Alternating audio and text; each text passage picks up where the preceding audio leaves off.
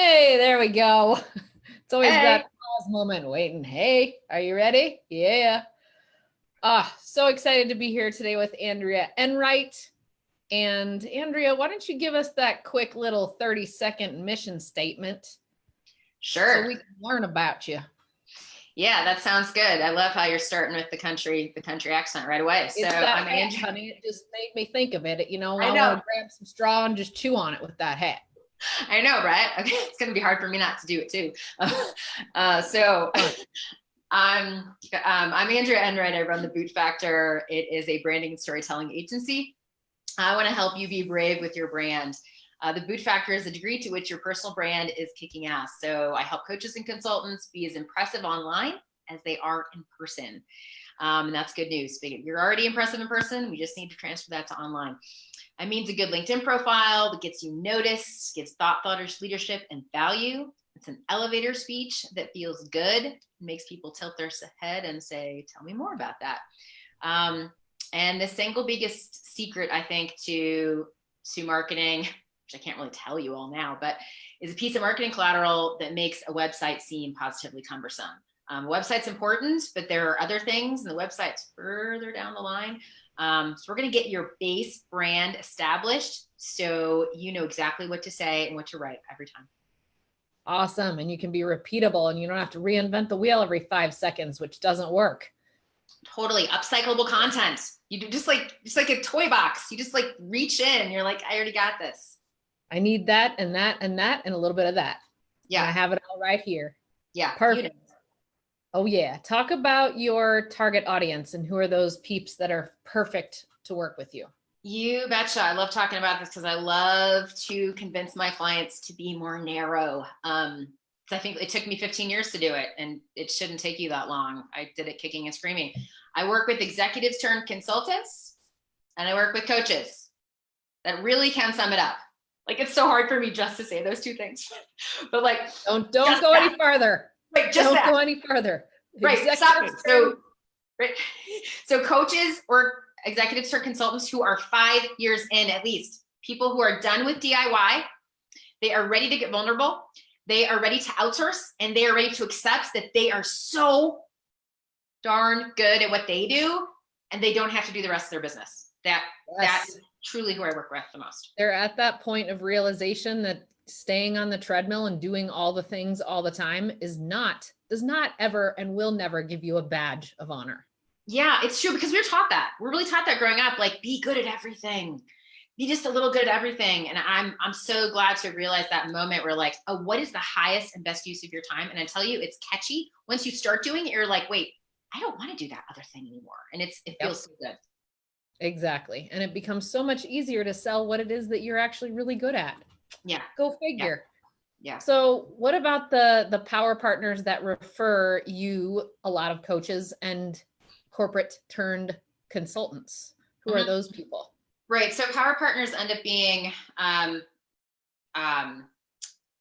authors, speakers, executives who want to go rogue, or have been rogue, or have tried to go rogue in the past. Definitely working with people, anybody who is providing basically, it's funny how, like, my power partners are actually sometimes the same people who are actually my targets, because a lot of people who have already gone through this know the pain, and so they're talking to somebody else who's doing the same thing. So it is often like other executive coaches, or it's corporate coaches who are seeing those people in the organization and they know they need to leave, but they don't know how.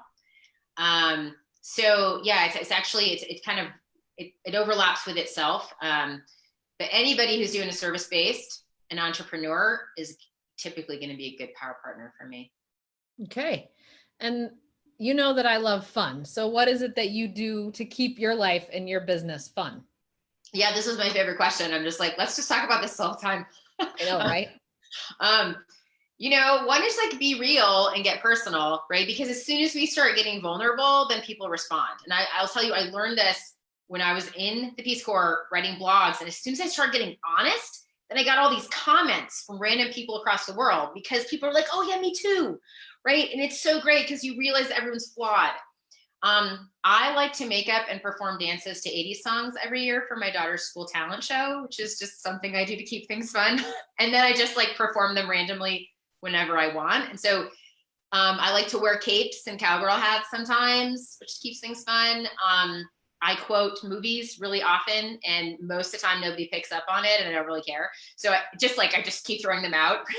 And making people laugh. Meghann, you totally get this. I know accents too, right? And so you throw in a good accent, and it just like levity, just like brings everything. It just makes so much more fun. Yeah, it's way more entertaining when people are just walking around. Man, I was gonna go really inappropriate there, but I'm gonna go clean and say walking around with something up their rear ends. It's way more entertaining to watch that than it is when people are actually loose and having fun and enjoying life, right? Yeah, it's so true. I've already sworn once, but I really was going to swear again, and I stopped myself. So see, I caught myself too, because that's part of the fun. It's that going whole to the thing. edge, right? Don't you like the edge? How far can I take? Leaning over, right? But then coming back. I like to lean over and just see like what's that teeter-totter point, and can That's I what stay? My clients do, right? Ahead of it. Yeah, and then sometimes they're like, "Okay, we got to pull back a little bit." I'm like, "All right, that's cool." Yeah, that's fine. It's all good. Yep. Love it. All right. So what in your journey, you said that you've been in business for how long total? I can't remember. I have been in business since 2002. Okay. 18 years. And so what are the top 3 milestones or celebrations, or even it could have just been like aha pivot realization moments since 2002? Yeah. Oh my gosh.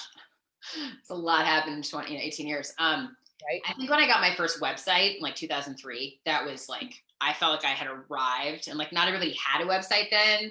And I was like, oh, this is my chance, right? I'm like telling everyone everything I want. It was like this huge like opportunity to be and to show my voice and to shine. So I feel like that was huge. I think I had this aha moment in the kitchen with my husband like 3 years ago, where I was so frustrated with my business, and it was like a Hallmark card. I mean, it's like something you've been hearing since you were 5, right? But you've been reading, and he's like, what if you just did the stuff that you liked? Like, what if you just focused on that? And you can't do that from the beginning. That doesn't work. You have to get some experience. But I did have it by then, and he was like, what if you just did that? And I was like, okay, I'll try that. It's like swallowing a giant boulder at first.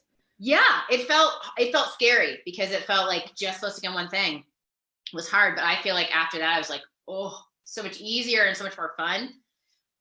That's 2. Gosh, there's so many. When I started speaking in 2017, that was also huge. And just like 2 more. One was getting a virtual assistant.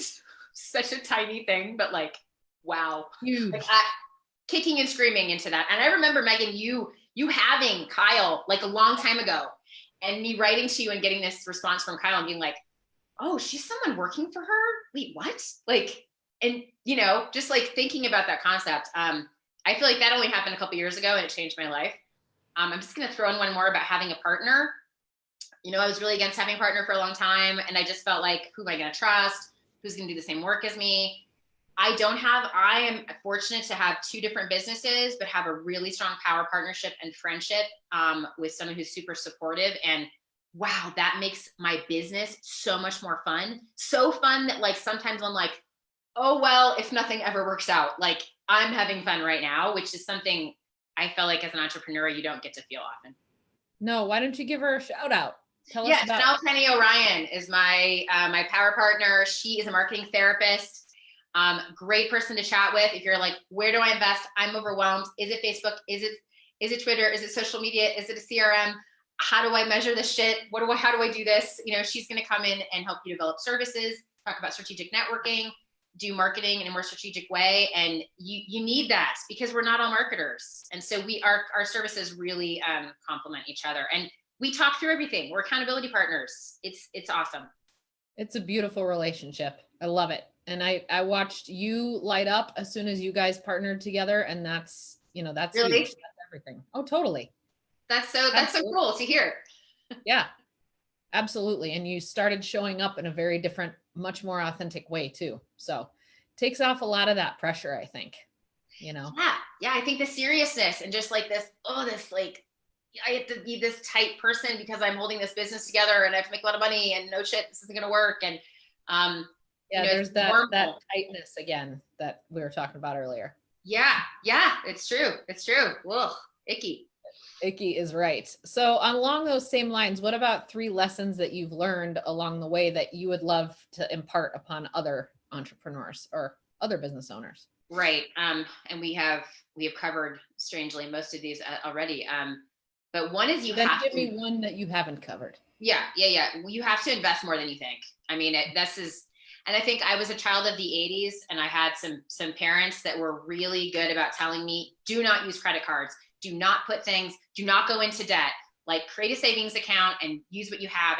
And in a lot of ways that served me very well, because I'm not somebody who has had a bunch of credit card debt, and I was fortunate, so that was good. And then in a lot of ways it sucked, because guess what? When I went to get a loan, I didn't have any thing to prove that I would pay things. And then later I thought, no, I don't want to go into debt. That's why I have this business. I don't have a brick and mortar, so I don't need inventory, so I don't have to buy a bunch of stuff.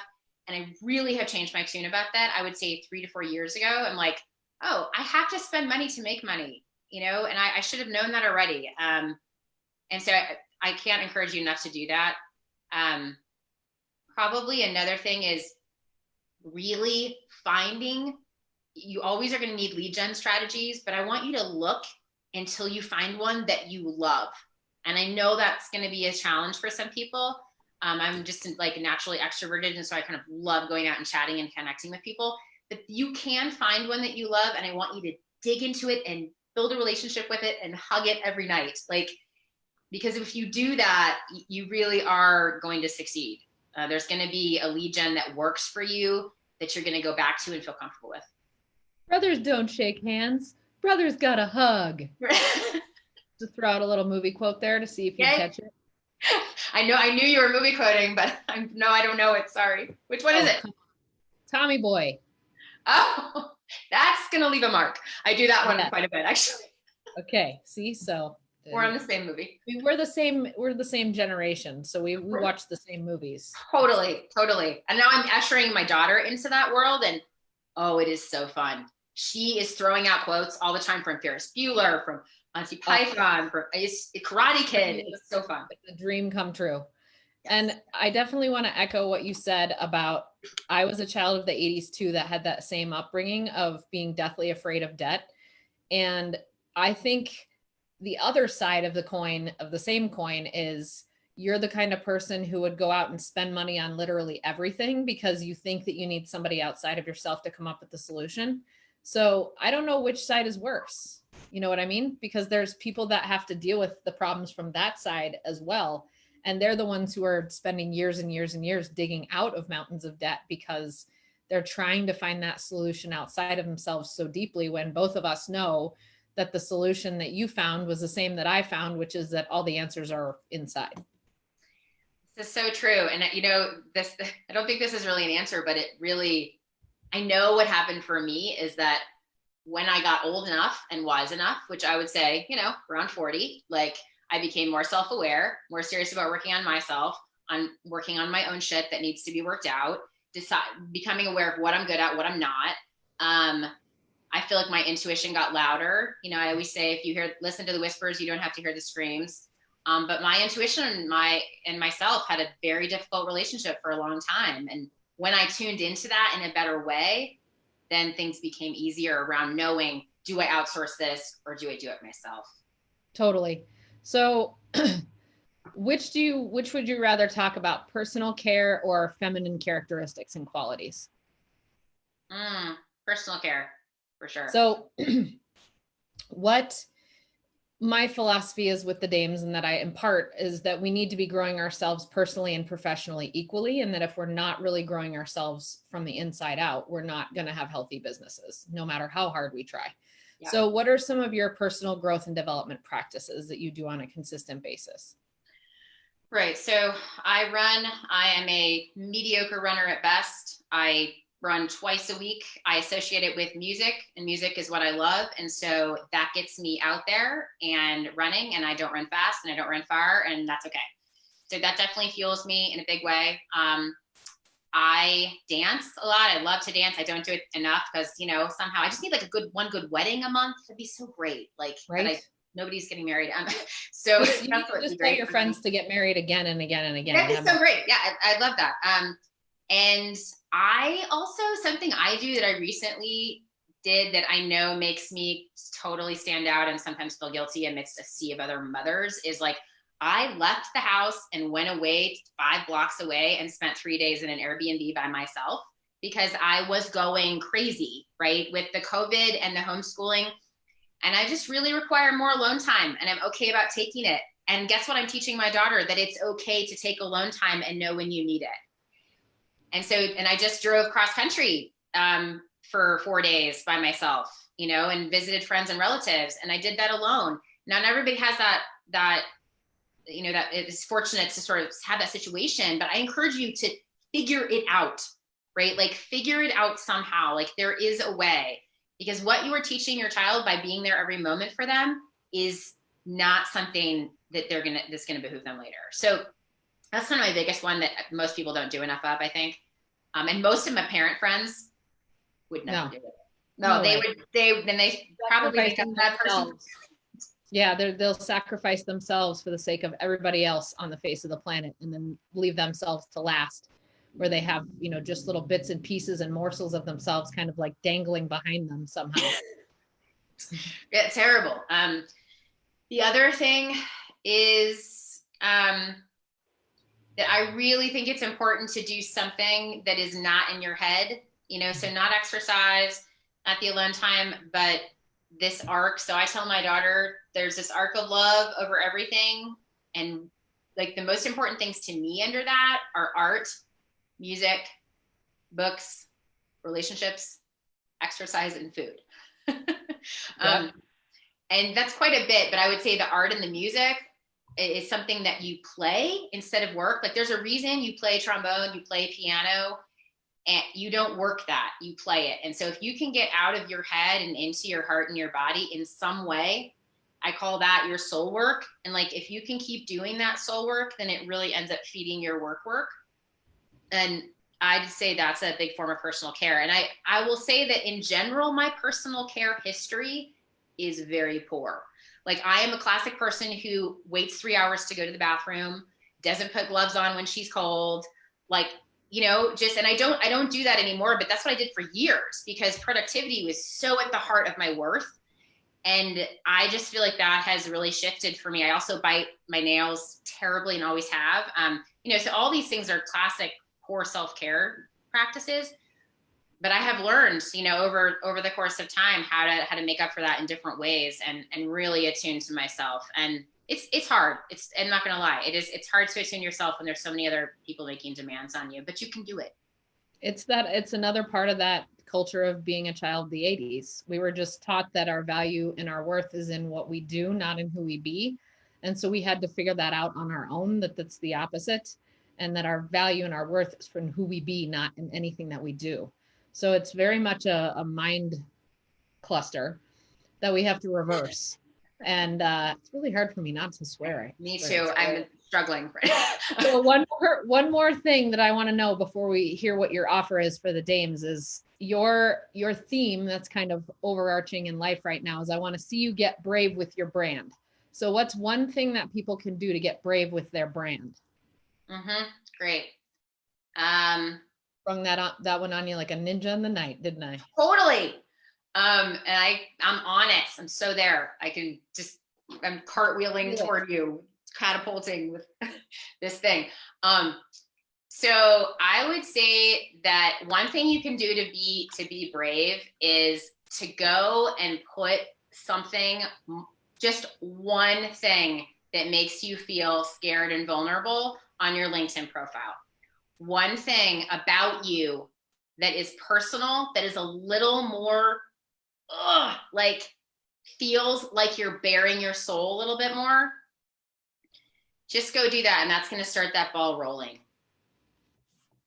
Love it. I'm writing this down.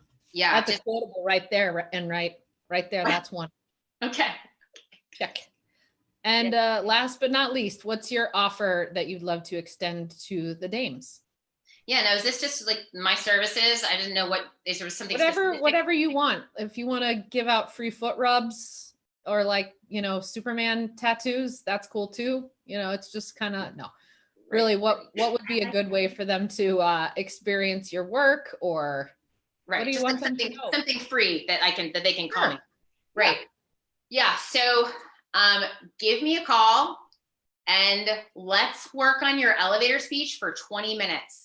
Because I am telling you, if you can, in person, on paper, in a presentation, if you can give me a brick through the window elevator speech and make me say, wait, what do you do? That sounds so cool. If you can do that, that will catapult your business, because people will start listening to actually let me back up, because two things happen there. When you actually say what it is that you do in a clear and an amazing way that feels good, two things happen. The person gets interested and they know what you do and they're going to potentially be your client. But also, like what you said about me, you're just like suddenly your head and shoulders come up and you come alive, right? And that is actually one of the best things you can do for your business, is to come alive. An elevator speech, a good elevator speech helps you do that. Call me, 20 minutes. We will have virtual croissants and I'll make things better. So what's your phone number? 303-746-1503. Again, that's 303-746-1503. I sound like a late night Freedom Rock commercial from the 80s. Yeah, call me and we'll talk about the song. And I couldn't memorize your number fast enough to be like that. 8675309. 300 Empire. That's stupid. I was gonna come up with one for you, but no. No, I remember Jenny, 8675309. Never heard the song for like years. All I knew was the number, because that's the clip they would play in the music offer. Over and over again. I wonder how many times that phone number got a call. That's true. That's a great question. These are the dumb things I ponder. Right. As part of my, what did you call it? That's part of my creative time that falls into relationships, art, music, books, exercise, and food, and random shit that I ponder. Yeah, that's good. That's good. It's your soul work. It's your soul work. Soul work. It's part of my soul. Yeah, don't forget it. It's part of your soul work, and it really matters. And when you attune to that, self-care. Just one more thing. I just posted about self-care for your business. When you do the self-care for your person, your personal human being, the self-care for your business becomes much easier. And I do think that we've all been through some trauma in the last few months. Your business has also been through trauma. So be patient with your business, do some forgiving of your business, recognize that it's going through confusion, think about what you can control, just think about it in that way, and know that your business needs self-care just like your body does. Just think of it as like a prepubescent boy or girl whose Adam's apple is growing and dropping, or who's, about to start her menses. And there's just a lot of strangeness that's going on right now. The hormones are taking over. They don't know what to do. They can't think straight. I don't have one of these in my house at all, so I don't know what I'm talking about. But yeah. You do, because you're a woman. Yeah. And strangely enough, I just sent out, can I say this, the email for the moon party that I'm going to throw for my daughter. Oh my gosh. Because I'm going to turn that thing, that big M, into not just a pain in the butt, but like a rite of passage about. I love that. I wish that I had done that with her. That's beautiful. It's just caring for your body and like really like honoring your heart and honoring your soul and all that stuff. So I that's very timely. We'll do a full party. Well, who would have known that Enright and Conter would take it all the way from, being brave and being vulnerable on LinkedIn, and then take it all the way to Menzies. I mean, it's just, we're all over the place. We're good at that. I am not surprised, Meghann. Love it. Thank you for playing with me, for playing with us on the Price is the Dames, not The Price is Right. Love it. And definitely schedule your 20-minute call to get that elevator pitch, so that yes, it's a love bomb being thrown at people that they're just like, oh, I can't wait to receive that. It is. It is. Come talk to me. Thank you so much, Meghann, and congratulations Yes, on all your Dames success. Yay. absolutely. Woot woot. Whoop, whoop. Awesome.